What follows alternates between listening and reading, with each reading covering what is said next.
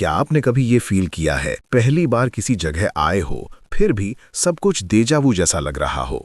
Scientists कहते हैं हो सकता है किसी और टाइमलाइन का आप वर्म होल के थ्रू अपनी यादें यहां भेज गया हो। ये कोई भूत प्रेत की कहानी नहीं है, ये फिजिक्स है। वर्म होल यूनिवर्स का इकलौता लीगल शॉर्टकट है। ये स्पेस को कागज की तरह फोल्ड कर सकता है, जिससे बिलियन लाइट ईयर्स दूर के दो पॉइंट्स एक दूसरे से चिपक जाते हैं।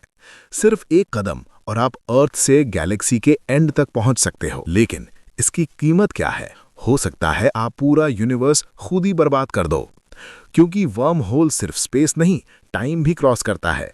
साइंटिस्ट ने कैलकुलेट किया है, अगर आप वर्म होल से 10 साल पहले चले जाओ और बस यूं ही एक मच्छर मार दो जो किसी इंसान को काटने वाला था, जो बीमार पड़ता, फ्लाइट मिस करता और वो फ्लाइट क्रैश होने वाली थी, आपने 200 लोगों की जान बचा ली।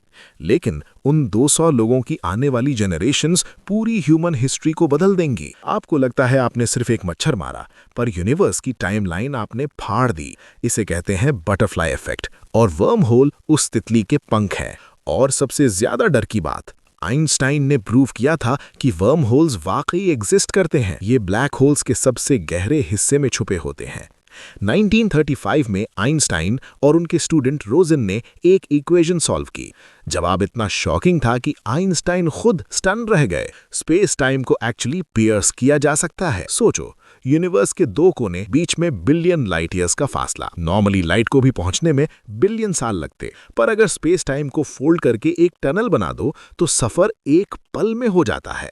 इस शॉर्टकट को फिजिसिस्ट्स कहते हैं आइंस्टाइन रोजन ब्रिज, यानी वर्म होल। प्रॉब्लम यहीं से शुरू होती है। थ्योरी परफेक्ट है, मैथ्स फ्लॉलेस, पर रियलिटी ब्रूटल है। ये गेटवे एक आंख झपकने से भी लाखों गुना कम टाइम के लिए एग्जिस्ट करता है। पल भर में कोलैप्स हो जाता है। जो भी गुजरना चाहे वो एक्सट्रीम ग्रेविटी से एटॉमिक लेवल तक फट जाता है। ऐसा क्यों होता है? आइंस्टाइन ने बताया था, स्पेस टाइम एक रबर शीट जैसा है। बास्केटबॉल रखो तो थोड़ा दबता है, ये ग्रेविटी है। अर्थ छोटा डिप बनाता है, सन बड़ा। ब्लैक होल तो पूरी शीट को फाड़ देता है। वर्म होल और भी एक्सट्रीम है। ये शीट को फोल्ड करके दो दूर पॉइंट्स को मिला देता है, लेकिन स्पेस टाइम इलास्टिक है, वो तुरंत वापस नॉर्मल होना चाहता है। इतनी स्पीड से कि लाइट भी फॉलो नहीं कर पाती। 1988 में एक टर्निंग पॉइंट आया। नोबेल लॉरिएट किप थॉर्न और उनकी टीम ने सजेस्ट किया, अगर एक्सोटिक मैटर मिल जाए तो वर्म होल को स्टेबल रखा जा सकता है।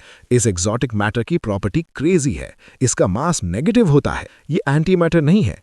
एंटी मैटर का मास पॉजिटिव होता है, पर नेगेटिव मास फिजिक्स के सारे रूल्स तोड़ देता है। आप धक्का दो तो वो पीछे भागता है, खींचो तो पास आ जाता है। ये रिवर्स ग्रेविटी क्रिएट करता है जो वर्म होल कोलैप्स को रोक सकता है।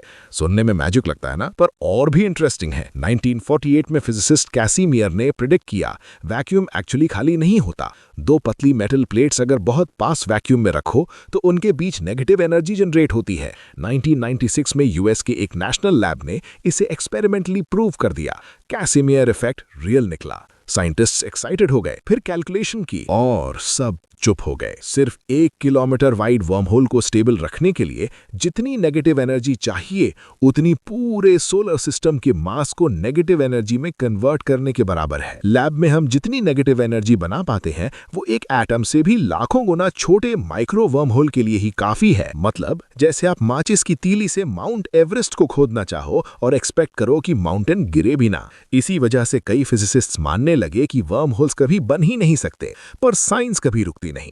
2013 में दो टॉप फिजिसिस्ट लेनार्ड सस्किंड और जॉन माल्दासेना ने एक शॉकिंग आइडिया दिया, ER = EPR। सिंपल वर्ड्स में quantum entanglement of worm holes शायद एक ही चीज है, बस अलग फॉर्म में। क्वांटम एंटेंगलमेंट फिजिक्स का सबसे वियर्ड फिनोमेनन है।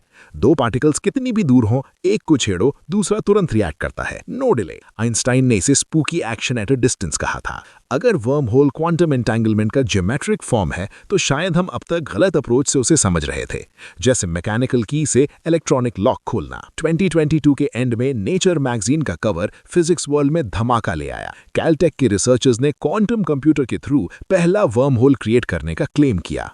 ये रियल स्पेस टाइम टनल नहीं था, बल्कि क्वांटम बिट्स के through worm hole like behaviour का सिमुलेशन था। डेटा बिना फिजिकल पाथ के सीधा ट्रांसफर हो गया। एक्सपेरिमेंट लीड करने वाले प्रोफेसर ने कहा, डेटा देखते ही उनके हाथ कांप रहे थे। जनवरी 2024 में रशिया की एक यूनिवर्सिटी के एस्ट्रोफिजिसिस्ट ने थ्योरी दी, एक्सपैंडिंग यूनिवर्स में ट्रैवर्सेबल वर्म होल्स पॉसिबल हो सकते हैं। मतलब शायद एक्सोटिक मैटर की जरूरत भी ना पड़े।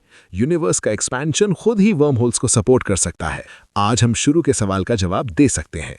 शायद वर्म होल्स कोई शॉर्टकट नहीं, बल्कि यूनिवर्स का सबसे बड़ा पजल है। इसे सॉल्व करते ही शायद हम फिजिक्स के सबसे बड़े सवालों का जवाब भी पा लें। क्वांटम मैकेनिक्स और रिलेटिविटी कब मिलेंगी? स्पेस टाइम का असली नेचर क्या है? और यूनिवर्स में और कितनी डायमेंशंस छुपी हुई हैं? हिस्ट्री देखो, आइंस्टाइन कभी गलत नहीं निकले। ब्लैक होल्स कभी सिर्फ मैथ्स थे।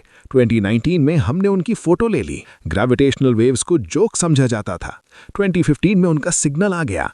तो क्या वर्म होल्स नेक्स्ट होंगे? वर्म होल्स हमें याद दिलाते हैं, रियल यूनिवर्स हर साइफाई से ज्यादा क्रेजी है और ह्यूमन क्यूरियोसिटी कभी रुकती नहीं। अब सवाल ये है कि अगर कभी वर्म होल टेक्नोलॉजी रियल हो गई तो आप उसे किस लिए यूज करोगे?